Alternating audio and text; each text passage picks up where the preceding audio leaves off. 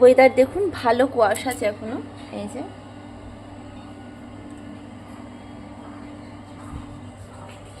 চারিদিকটা ভালোই কুয়াশায় ভর্তি আছে। আর মেয়েকে ভ্যাকসিন দিয়ে নিয়ে চলে এসেছি।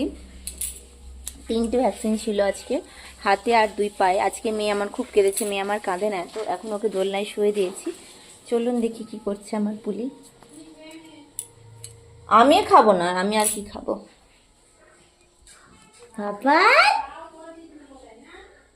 কারেন্ট ছিল না তো, এদিকে একটু ছিল তো, কি করে দেব?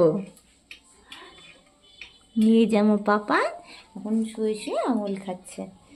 খুব কেঁদেছে আমার পাপানটা আজকে।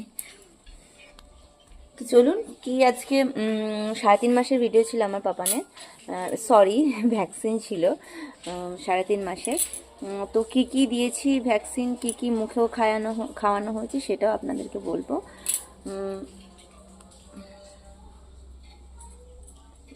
ন্যাচারাল মানে কি বলবো, আমার মেয়ে এতটা কাঁদে না। এবার হয়তো একটুখানি বড় হয়েছে, এদিক ওদিক ঘাটটার ঘোরাচ্ছিল, সেই জন্য হয়তো লেগেছে। আর কেঁদেছে, ভীষণ কেঁদেছে আজকে। আজকে 2 পায়ে দিয়েছে, আর দিয়েছে ডান হাতে। 3 জায়গা দিয়ে ভালোই রক্ত বেরিয়ে গেছে, ভালোই রক্ত বেরিয়েছে।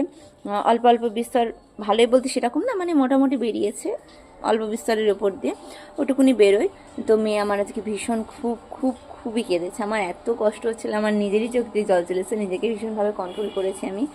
সত্যি সন্তানের কোনো কষ্ট হলে মায়ের যে কষ্ট হয় সেটা সত্যি বুঝতে পারতাম, এখন আরও বেশিভাবে ফিল করি। ফিলটা এখন বেশি হয় ভালো। তো মামা আমার খেলছে, দেখুন হাতে নেই। এই যে বাবা, কি করছো? খেলছো?